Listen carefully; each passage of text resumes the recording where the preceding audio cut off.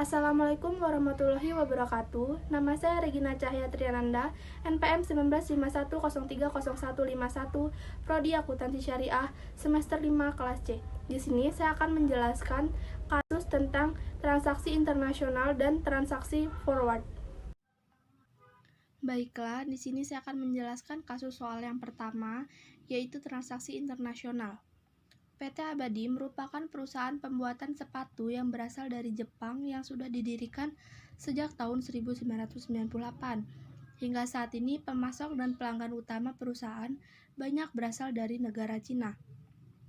Namun, harga pasar produk sepatu dan permintaan penawaran kebutuhan working capital industri sepatu saat ini mengikuti permintaan dan penawaran yang terjadi di pasar global, di mana mata uang dolar menjadi dominan di dalam pasar modal. Lakukanlah analisis pada kasus di atas untuk menemukan mata uang enterprise sebagai mata uang fungsional perusahaan berdasarkan PSAK 10. PSAK 10-nya yang pertama yaitu mata uang yang mendominasi permintaan dan penawaran produk dan jasa yang dihasilkan perusahaan. Kedua, mata uang yang mendominasi permintaan dan penawaran modal kerja. Dan yang ketiga, mata uang yang mendominasi kegiatan investasi dan pendanaan.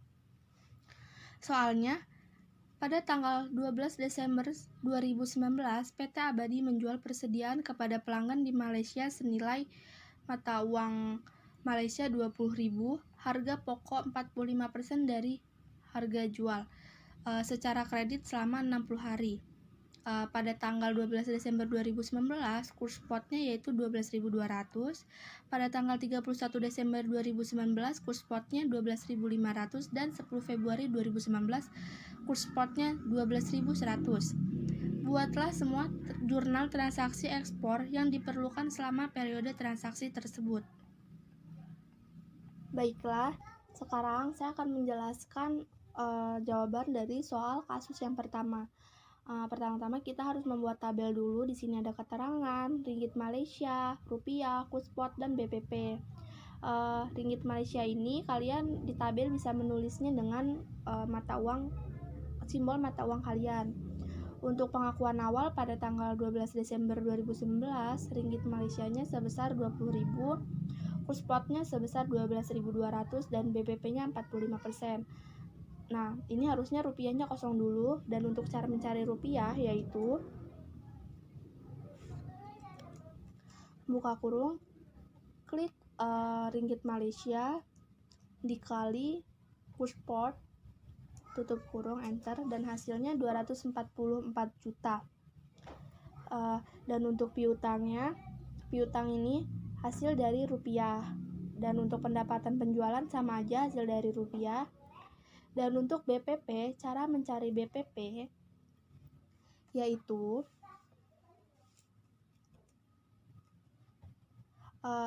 klik rupiah dikali BPP, tutup kurung, enter, dan hasilnya 109.800. Dan untuk persediaan sama aja ya. Dan yang kedua, untuk pelaporan keuangan pada tanggal 31 Desember 2019, ringgit Malaysianya sebesar 20.000 dan kurs spotnya 12.500, BPP-nya masih sama. Dan untuk mencari rupiahnya sama aja seperti yang di awal tadi. Dan untuk piutang ini hasilnya dari rupiah. Dan untuk pendapatan dari selisih kurs ini yaitu caranya rupiah pelaporan keuangan dikurang rupiah pengakuan awal. Gini ya. Dikurang dan hasilnya 6 juta. Dan yang ketiga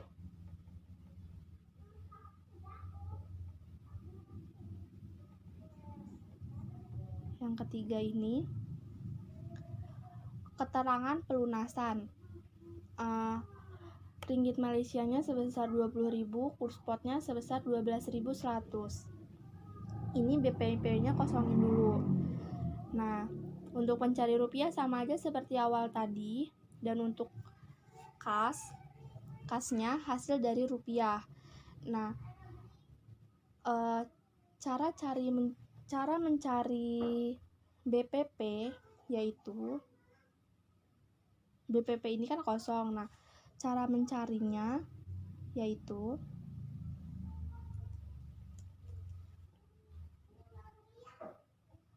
rupiah pelaporan keuangan rupiah keterangan pelunasan dikurang rupiah pada laporan keuangan. Nah, dan hasilnya min 8 juta. Untuk kas ini dari rupiah, beban dan selisih kurs ini hasil dari BPP ini. Untuk piutang ini hasil dari piutang pada pelaporan keuangan ini ya. Dan untuk beban kerugian selisih kurs itu dari sini tadi. Dan untuk piutang kredit sama aja, min 8 juta.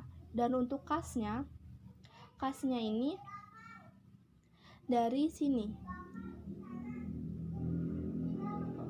Sekarang kita lanjut di soal kasus yang kedua.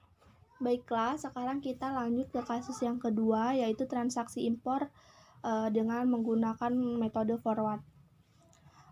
PT Mutiara membeli sepatu dari Malaysia seharga ringgit Malaysia 20.000 pada tanggal 2 Desember 2019. Pembayaran akan jatuh tempo pada tanggal 30 Januari 2020.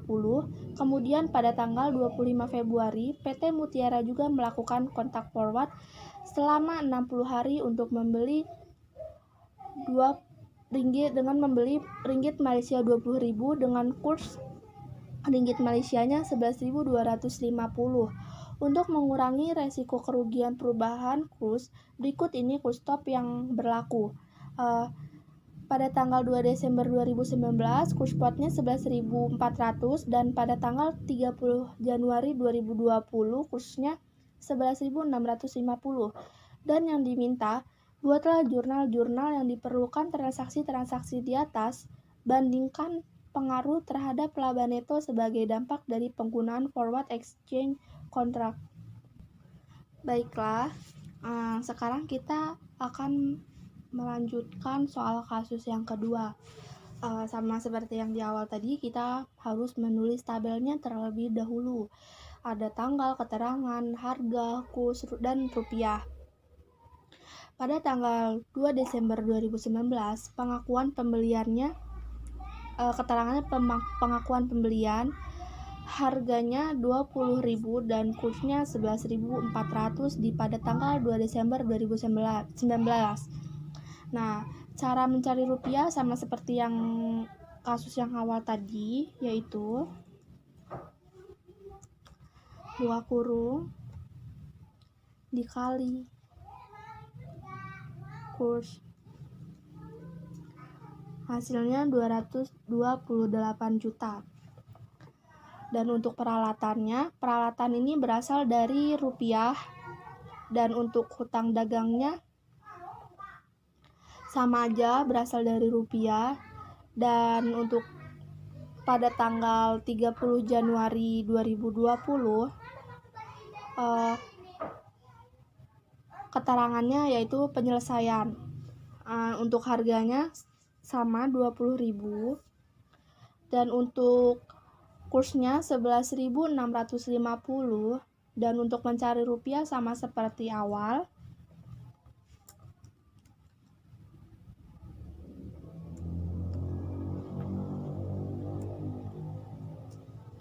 Yaitu hasilnya 233 juta.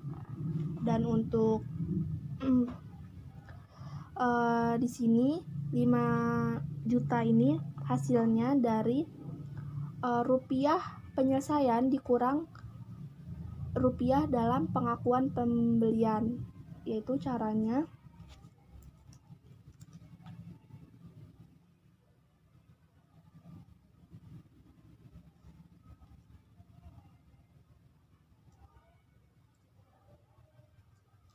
dan hasilnya 5 juta.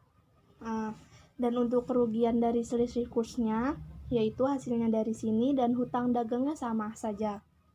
Sekarang kita masuk ke transaksi forward. Nih, di sini ada ringgit Malaysia, kurs forward, dan rupiah. Ringgit Malaysianya yaitu 20.000, kurs forwardnya yang ada di soal tadi 11.250. Cara mencarinya sama seperti awal tadi.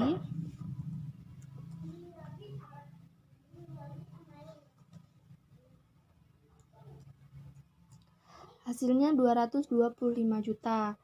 Dan hutang brokernya 225 juta. Dan hutang kepada broker sama saja 225 juta.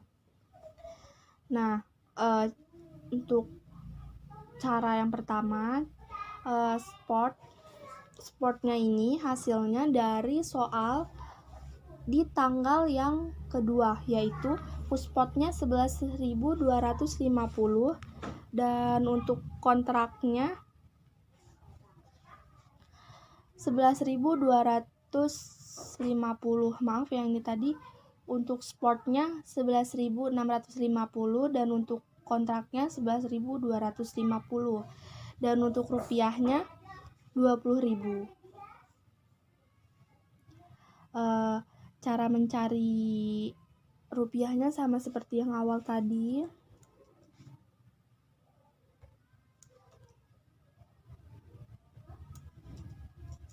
Hasilnya 233 juta dan yang bawahnya juga sama saja. Dikali dan hasilnya yang kontraknya 225 juta. Dan untuk mencari untungnya, untung ini kan 8 juta dan hasilnya ini dari